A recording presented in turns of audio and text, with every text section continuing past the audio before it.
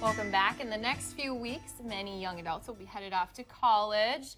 But before they do they even know how to balance their checkbook? I didn't want to back on that day. Financial counselor Morgan Ulmer from the Village Family Service Center shows with us how to make sure your college-bound student is ready for what lies ahead. Thanks for being here. Thank you for having me. So you're about to head to school. The parents, I'm sure, a little bit stressed out. The kids even excited but stressed out. Number one most important thing, you're going to save some money.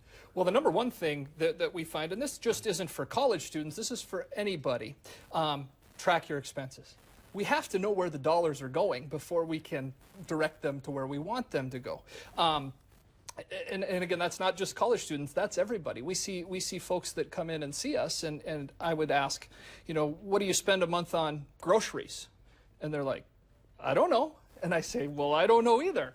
So usually the first step going off to college, we gotta find out where exactly the dollars are going every single So I know also one of the things you talk about is the importance of creating a budget, but if I've never been to college before, where do I start? Well, I think tracking is the place to start. You got to find out what the outflow of cash is, and then maybe you can balance that out with the inflow to make sure that every month you're making enough to cover your expenses.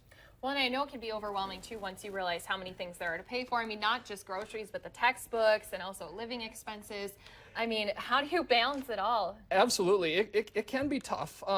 There are student loans out there to help with things like that. But other ideas are, you mentioned textbooks. Buy used textbooks. There's nothing wrong with that. And in today's world, you can buy textbooks online.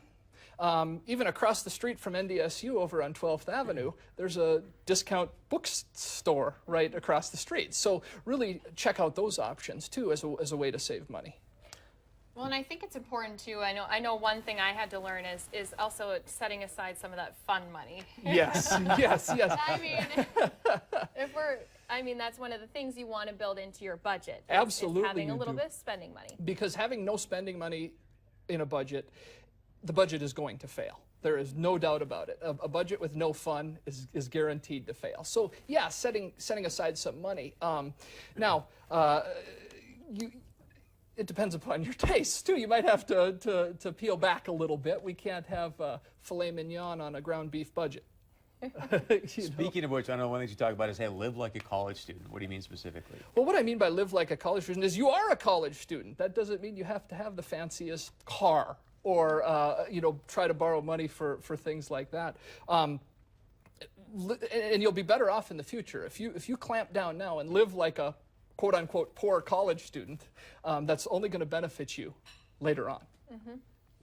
Anything else you want to, don't abuse credit cards? Don't abuse credit cards. That is probably the number one thing that we see at the Village. We teach a first-time homebuyer course. And anytime somebody has bruised credit or less than perfect credit, the thing that, without fail, that comes out of their mouth is, oh, I did that back in college, or I wish somebody would have told me not to do that back in college. It can almost always be traced back to when I was in college, I didn't know any better. Amen to that. Yeah, it's important to have kind of those lessons taught to you now, whether it's coming from a parents or coming from you guys, maybe counselors even at the colleges too. Absolutely. What about saving? I mean, I'm in college, like she's saying, I want to go have fun, and I see here you're talking about saving. Yeah, and I'm not saying you have to save hundreds of dollars a month, but it puts you on the right path going forward. Even if you can squirrel away $10 a week, it might not seem like much now, but if you add that up week after week, month after month, year after year, you're going to graduate college, and you're going to have a nice cushion of money sitting there for you to tap into should you need it. Yeah, for emergencies or anything else. It's always nice to have that kind of, like you said, a little buffer just in case things happen. Just in case, because you never know when you're in college what might go down. Stay with us when we come back. More on how to create a college budget right after this.